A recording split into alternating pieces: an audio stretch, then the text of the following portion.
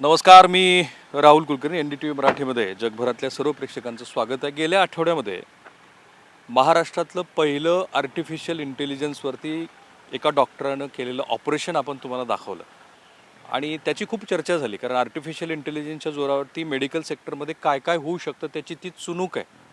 म्हणजे जो कॅन्सर होता, ज्या 2 रुग्णावरती हे उपचार आर्टिफिशियल इंटेलिजन्सच्या मदतीने केले गेले, ते अमेझिंग होते. म्हणजे एकतर रेडिएशन अत्यंत कमी लागलं आणि ॲक्युरेसी 100 आउट ऑफ 100 होती. म्हणजे जिथे 3 दिवस लागणार होते तिथे 10 मिनिटामध्ये ते ऑपरेशन झालं. आणि त्याचाच पुढचा धागा जो आपण NDTV जो बदलता महाराष्ट्र असं म्हणतो, तर तो पुढचा धागा मी महाराष्ट्रातल्या तमाम शेतकऱ्यांसाठी आज तुम्हाला उलगडून दाखवणार आहे की आर्टिफिशियल इंटेलिजन्स, कृत्रिम बुद्धिमत्ता ही काय करू शकते. बारामतीचं हे महाराष्ट्राला आणि आता भारतालाही माहिती असलेलं KVK कृषी विज्ञान केंद्र, इथे मी आहे. आणि इथे काय आहे तर महाराष्ट्रातलं कृत्रिम बुद्धिमत्ता आधारित ऊस प्रात्यक्षिक प्लॉट आहे. आणि याचा सरळ अर्थ काय तर तुम्ही जे ऊस लावता की नाही, तर त्या ऊसामध्ये कृत्रिम बुद्धिमत्तेचा वापर करायचा, आर्टिफिशियल इंटेलिजन्सचा, आणि ऊसाचं उत्पादन वाढवायचं. आणि ते किती वाढवायचं ह्या सगळ्या गोष्टीचा उलगडा म्हणजे कृषी क्षेत्रामध्ये हे जे कृत्रिम बुद्धिमत्तेचे प्रयोग होणार आहेत त्याचा हा पहिला NDTVवरती तुम्ही प्रयोग बघत आहात. अमेझिंग असणार आहे ते. श्री तुषार जाधव, धन्यवाद. तुमचे आभार. तुमची पूर्ण ओळख करून द्या. नमस्कार, मी तुषार जाधव, कृषी विज्ञान केंद्र बारामतीमध्ये गेले 8 वर्षापासून कार्यरत आहे. आत्ता सध्या आर्टिफिशियल इंटेलिजन्स हा जो विभाग आहे, या विभागाचा विभाग प्रमुख म्हणून मी काम करत आहोत. तर आणि आमचे तुमचे सहकारी आहेत. नमस्कार. डॉक्टर शिंदे सर आहेत, KVK प्रमुख. हां, तुम्ही KVKचे प्रमुख. राईट. सो आता आपण सुरुवातच करू.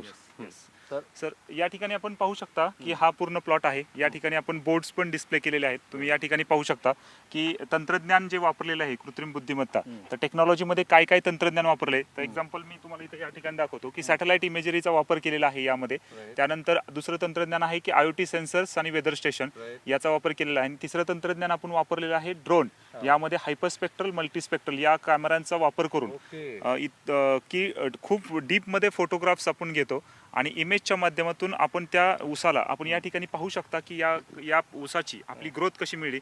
आणि याचंच उदाहरण तुम्ही पाहू शकता की आर्टिफिशियल इंटेलिजन्सनी आपल्याला हे सगळं डिटेल दिलं होतं आणि याचं उत्पादनही सुरुवातीला सांगितलं. तुम्ही पाहू शकता की या टेक्नॉलॉजीच्या माध्यमातून आपण जर गेलो तर प्रति एकर 110 टनापर्यंत उत्पादन येऊ शकतं. काय सांगता. हो.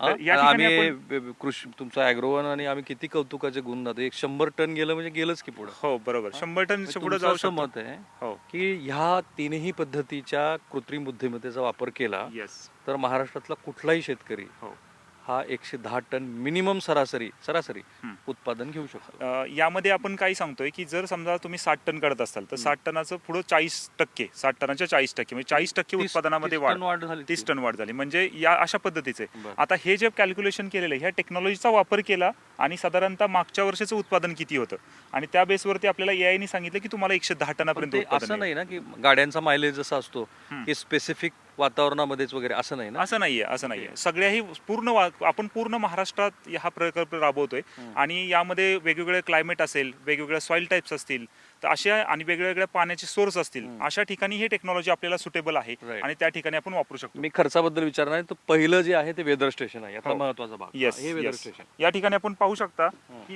हे वेदर स्टेशन तुम्ही पहा. एक पद्धतीने हे वेदर स्टेशन लावलेलं आहे आपण या ठिकाणी. आपण याला वेदर स्टेशन म्हणतो. म्हणजे हे IoT टूल आहे, इंटरनेट ऑफ थिंग्स हे टूल आहे. तुम्ही या ठिकाणी पाहू शकता. आणि या टूलच्या माध्यमातून आपल्याला जे काही आपल्या ऊसाच्या प्लॉटमध्ये जे अपेक्षित वातावरण आहे, वातावरणाची दिशा काय आहे, वातावरण म्हणजे ज्याला आपण म्हणतो की तापमान काय आहे, आर्द्रता काय आहे, त्यानंतर सूर्यप्रकाशाची तीव्रता काय आहे, याची माहिती मिळली जाते.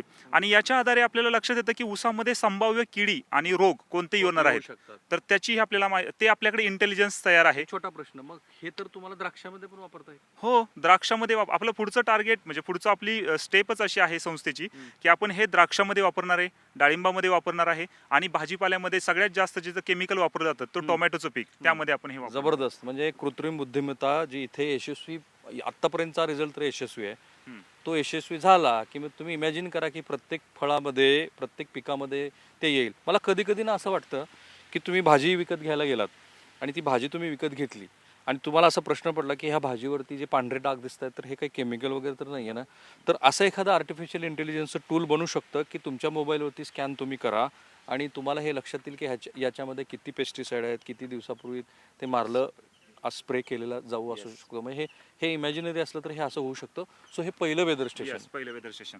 अशा प्रकारे मातीमध्ये पण सेन्सर्स आहेत, तुम्ही या ठिकाणी पाहू शकता. हे सेन्सर्स आहेत, तुम्ही या ठिकाणी पाहू शकता. यामध्ये मॉइश्चरचा सेन्सर आहे, तुम्ही या ठिकाणी पाहू शकता. हा मॉइश्चरचा सेन्सर आहे, त्यानंतर हा तापमानाचा सेन्सर आहे आणि या ठिकाणी अजून एक दुसरा जो आहे तो आहे मॉइश्चरचा.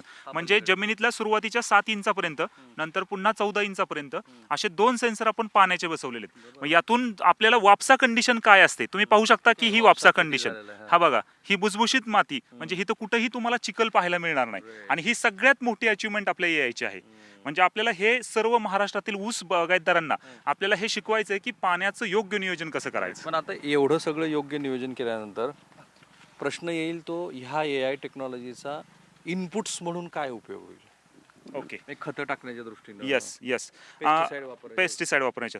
आता सगळ्यात महत्वाचं आहे की इनपुट्स म्हणजे कोणतं इनपुट्स वापरायचं हा एक प्रश्न असतो आणि दुसरं असतं की ते वापरण्याचा योग्य कालावधी कोणता. तर यामध्ये आम्ही असं आपलं हे तंत्रज्ञान, आपलं जे इंटेलिजन्स आपण तयार केलंय यामधून आपल्याला हे समजतं की योग्य वेळ कोणती. पहिली गोष्ट, आज सगळ्यात मोठी अडचण आपली कधी खत टाकायचं.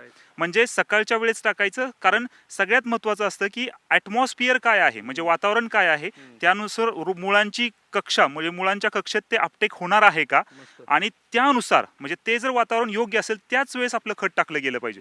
आणि अशा वेळेस जर खत नाही टाकलं तर काय होतं, अननेसेसरी खत साचून राहतात जमिनीमध्ये आणि जमिनीची आपली सुपीकता ती खराब होत चाललेली. मग हे आपण अवॉइड करतोय, त्यामुळे आपली इफिशियन्सी जमिनीला सुद्धा भविष्यात उपयोगी, म्हणजे खतांची यूज इफिशियन्सी ही 100% अधिक मिळाली. आता मला कळलं की खत कधी टाकायचा, किती टाकायचा, सेव्हिंग किती होणार. यामध्ये साधारणतः यामध्ये 25 ते 30% खतांचं सेव्हिंग होणार आहे. हो, 25 ते 30% इनपुट कॉस्ट कमी होणार. इनपुट कॉस्ट कमी होणार आहे. आणि फवारण्या ऊसावरती फवारण्यांमध्ये पण आपण एक शेड्यूल केलंय. अनावश्यक आता काय होतंय की प्रत्येक जणाला असं वाटतं 100 टन आणि त्यामध्ये हो जावे. इथलं संपलं ना तुम्हाला. जे यायचा पहिला महत्वाचा भाग जो दाखवायचा तो दाखवून झाला. चला हा पुढे काय होणार मग. पुढे आपण या ठिकाणी आपण पाहणार आहोत की तुम्ही पाहू शकता की कंपॅरेटिव्ह स्टडी, म्हणजे तुम्ही जर पाहिलं तर आपण सर्व शेतकरी बांधवांसाठी हा प्लॉट तयार केलेला आहे. यामध्ये 5 लाईन ज्या आहेत तुम्ही पाहू शकता या ठिकाणी. 5 लाईन दाखवा आपल्या शेतकऱ्यांना आणि जे कोणी प्रेक्षक आहेत आपले. हे 5 लाईन दाखवा. या पूर्ण एआयच्या तंत्रज्ञानावर आधारित 2, 3, 4 आणि या 5 लाईन. हे जरा जास्त चांगलं आहे तू. हे बघा या ठिकाणी या. हे इथपर्यंतचा जो प्लॉट आहे तो AI तंत्रज्ञानाच्या वापराचा. पुढचा जो आहे तो विदाउट AI. तुम्ही पाहू शकता उंचीमध्ये फरक आहे. अरे खरंच की बघा, AI तंत्रज्ञानानं जो किती फरक जाणवतो. मीच उभा राहून तुम्हाला सांगतो. बघा, हा AI तंत्रज्ञानानं तयार केलेले हे जे 5 प्लॉट आहेत ना, सऱ्या म्हणू आपण, सरीच की सरी, तर ही 5 सरीचा ही उंची आहे AI तंत्रज्ञानाची. आणि हे विदाउट AI तंत्रज्ञानानं केलेली गोष्ट आहे ती म्हणजे ही आहे. आणि या ठिकाणी आपण पाहू शकता मस्त आहे. की तुम्ही पाहू शकता की फुटवे 10 फुटवे एका बेटाला आहेत. आणि साधारणतः आपण जर पाहिलं तर आपण जे 100 टनाचं कॅल्क्युलेशन जे AI ने दिलेलं आहे आपल्याला, आपण हे शिकवतोय आता AI तंत्रज्ञानाद्वारे की प्रति एकर फुटव्यांची संख्या कशी मेंटेन करायची होऊ शकते. आता समजा तुम्ही जर पाहिली तर आम्ही साधारणतः 40,000 फुटव्यांची संख्या मेंटेन करतोय AI द्वारे. आणि प्रति ऊस साधारणतः जो हा ऊस आहे हा 3 किलोचा ऊस अपेक्षित आहे AI ने. म्हणजे 3 किलोचा ऊस मिळाला तर साधारणतः आपलं 40,000 फुटवे आणि 3 किलोचा ऊस म्हणजे 120 टन. एक ऊसाचं तुमचं जे काय असेल तो किमान 3 किलो. नॉर्मल केस मध्ये आणि नॉर्मल केस मध्ये 1.5 ते 2 किलो पर्यंत होतो. दुप्पटच की हो. आणि हे बघा, हे नॉर्मल. आता इथे फुटवे आणि हे 10 आहेत का बघा, इथे 4च फुटवे आहेत. 1, 2, 3, 4. तर हा डिफरन्स आहे आणि हा आपण इथं आता दाखवण्याचा प्रयत्न केला आणि आपल्याला प्रात्यक्षिक पाहायला मिळते. तुमच्या समोर प्रात्यक्षिक आहे, हे तुम्ही सर्वांना दाखवू शकता. अशा पद्धतीचं प्रात्यक्षिक. चला मला जरा प्रेक्षकांना सांगू दे जरा जितू. हे बघा लसावी काय की जिथे 3 ते 4 फुटवे आहेत आपल्या विदाऊट AI तंत्रज्ञानाच्या वापरात, जिथे 1.5 किलोचा तुमचा ऊसाचा एक ऊस तुमचा वजनाला 1.5 किलो भरणार आहे. AI तंत्रज्ञानामध्ये कमीत कमी 10 फुटवे आहेत आणि साधारणपणे 3 किलोपर्यंत म्हणजे दुप्पट त्याचं वजन होणार आहे तुमच्या ऊसाचं. आता मी तर असं म्हणेल की हे जरा शब्द जपून वापरतायत. खरं तर मला हे दुप्पट उत्पन्न का होऊ नये असाही प्रश्न पडतो. रोगाचं पण दाखवलं असतं. हा दाखवा ना, रोगाचं पण दाखवायचं. पाहू शकता इथे पहा तुम्ही की इथं पोक्का बॉईंग म्हणजे आपण म्हणतो की इथं तुम्ही पाहू शकता ह्या पानांवरती रोग आलेले आहेत. हे हा, तुम्ही हा. पहा, कॅल्शियमची कमतरता आहे, रोग आलेला आहे. हा. तर हे सगळं इथं आपल्याला जिथं AI नाही इथं आपल्याला हे पाहायला मिळतं. आणि तुम्ही या ठिकाणी हे बघा दाखवून हे द्या. बघा पूर्ण हिरवागार आहे fresh, ऊस हिरवागार फ्रेश. ऊस आहे. या ठिकाणी कुठेही कमतरता नाहीये. तुम्ही अशा पद्धतीचं तर हे तंत्रज्ञान आपण हे AI तंत्रज्ञानाने आपल्याला शिकवलेलं आहे. राईट आणि हेच तंत्रज्ञान आपण आपल्या शेतामध्ये इथे वापरत आहोत. राईट. एक मला शेतकऱ्यांना विनंती करायची, तुमची राजकीय भूमिका काही असू द्या, नॅनो खताला तुम्ही विरोध करत असताना कोणीतरी काही म्हणतं म्हणून त्याला विरोध करण्यापेक्षा नॅनो खताचा योग्य पद्धतीनं वापर हे तुमचं इनपुट कॉस्ट कमी करणार आहे. आता ह्याही तंत्रज्ञानामध्ये प्रश्न असणारच आहेत, भविष्यात पण असतील, असं का तसं का वगैरे, खर्च किती येईल मी ते विचारेन त्यांना. पण तंत्रज्ञान जे आहे ना ते शेतीमध्ये तुम्ही आणलेलंच आहे सगळ्या शेतकऱ्यांनी. महाराष्ट्रातला शेतकरी हा प्रचंड हुशार आहे, देशापुढं तो मार्गदर्शक आहे. पण हे जे आहे ना हे भन्नाटच आहे. खर्च एकरी आता आपण या प्रोजेक्ट म्हणजे आपला जो प्रोजेक्ट आहे माननीय शरदचंद्र पवार आधुनिक शेती विस्तार प्रकल्प, हा प्रकल्प चला पुढे अंतर्गत बोला. आपण हा. हे तंत्रज्ञान आता महाराष्ट्रातील ऊस उत्पादक शेतकऱ्यांसाठी खुलं केलेलं आहे. आणि यामधून आपण या जो हा प्रकल्प आहे त्यामध्ये या योजनेमध्ये आपण महाराष्ट्रातील सर्व जिल्ह्यातील सर्व तालुक्यातील शेतकऱ्यांना सहभाग करून घेत आहोत. आणि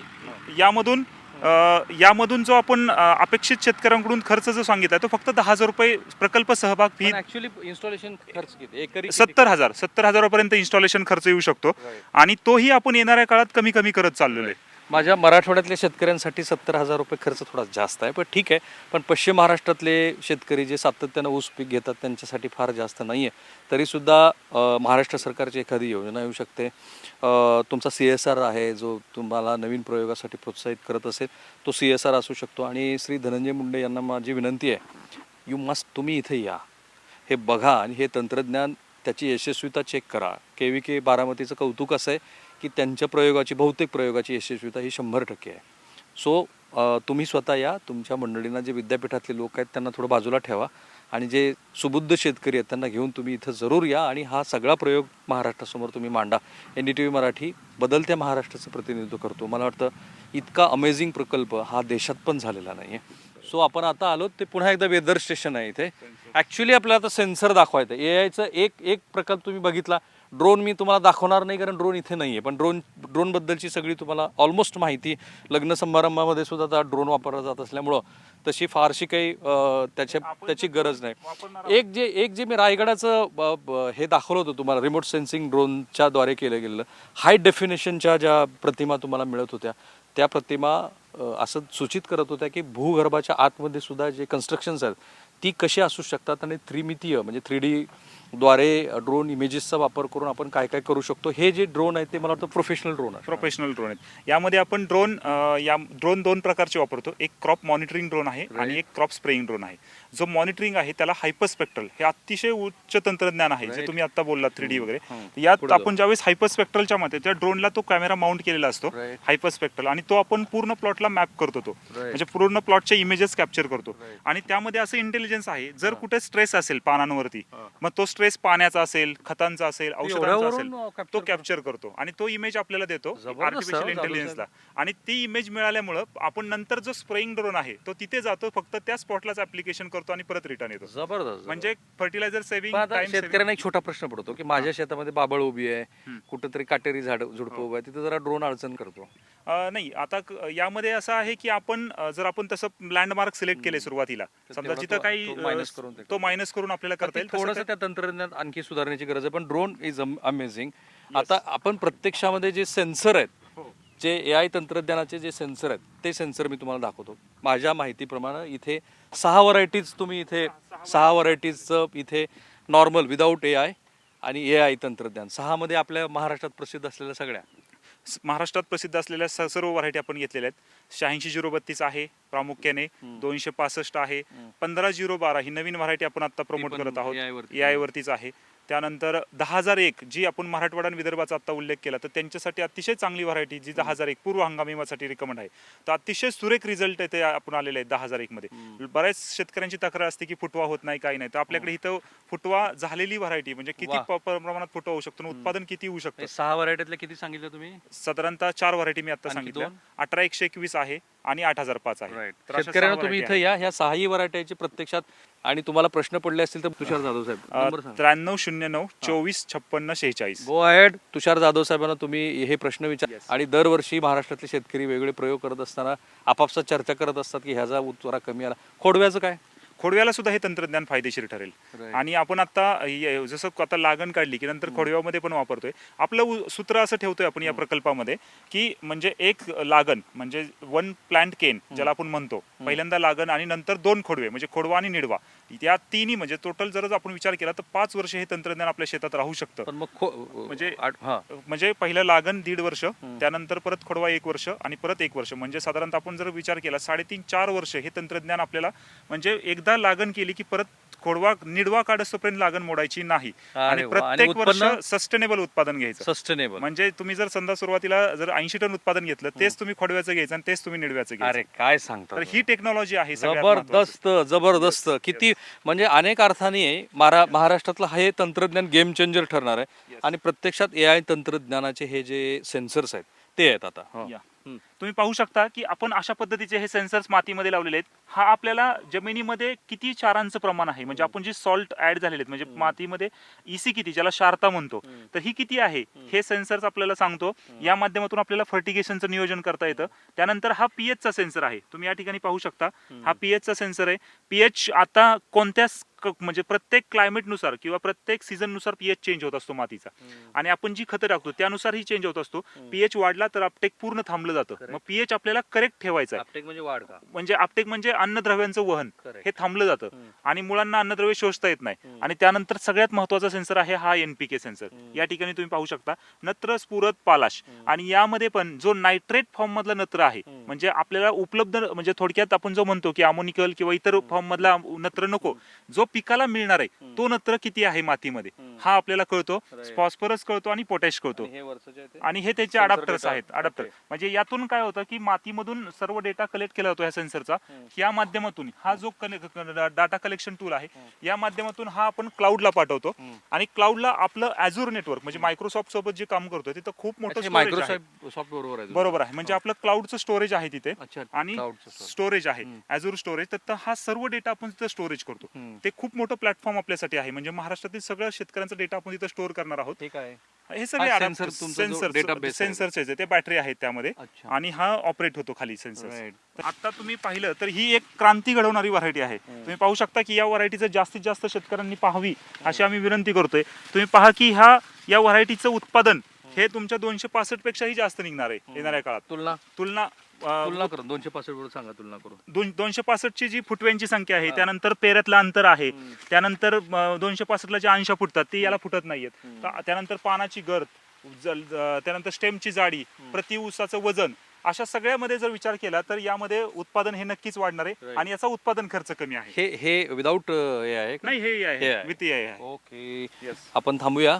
ही जी AI सहितची वाढ आणि AI शिवायची वाढ ह्या गोष्टी तर तुम्ही बघितल्या. आता थोडक्यात महाराष्ट्रातले 500 शेतकरी ज्यांची अशी इच्छा होती ह्या तंत्रज्ञानाचा वापर करायचा त्यांना KVK बारामतीनं आव्हान केलं होतं. त्यातल्या 350 शेतकऱ्यांनी आपल्या शेतीमध्ये जूनपासनं याचं इन्स्टॉलेशन सुरू केलेलं आहे. काही ठिकाणी ते इन्स्टॉलेशन झालेलं आहे, काही ठिकाणी त्या प्रयोगाबद्दल पुढच्या गोष्टी होणं अपेक्षित आहे. ते होईल त्यानंतर वर्षभरानंतर जो काही डेटा कलेक्शन होईल 1.5 वर्षानंतर, तर आपण असं म्हणू शकतो की 1.5 वर्षानंतर AI तंत्रज्ञानानं नेमकं तुमच्या हातामध्ये काय दिलं. पण ते तेवढा काळ थांबायची पण गरज नाही, कारण AIचा आत्ता जो प्रात्यक्षिक स्वरूपातला वेगवेगळ्या क्षेत्रातला वापर आहे तो सांगतोय की AI अमेझिंग आहे. म्हणजे हेल्थ आणि ह्या सगळ्या गोष्टीला डेटा ॲनालिसिसमध्ये वगैरे. आणि म्हणून तर अशा वेळेला NDTV मराठीवरती बदलत्या महाराष्ट्राचं जे काही रूप आम्ही दाखवतोय, AI तंत्रज्ञानाच्या मदतीनं नाही, मदतीशिवाय केलेला जो ऊस आहे तो ऊस मी तुम्हाला दाखवतो आहे. आणि मला खात्री आहे की महाराष्ट्रातले शेतकरी हा जो नवीन प्रयोग आहे तो बघून, कारण त्यांनी ॲग्रोवनमध्ये तो वाचलेलाच आहे, प्रत्यक्ष टेलिव्हिजनवरती बघून तो अचंबित होतील. माझे सहकारी कॅमेरामन जितू वाघमारेसह मी राहुल कुलकर्णी, NDTV मराठीसाठी बारामती.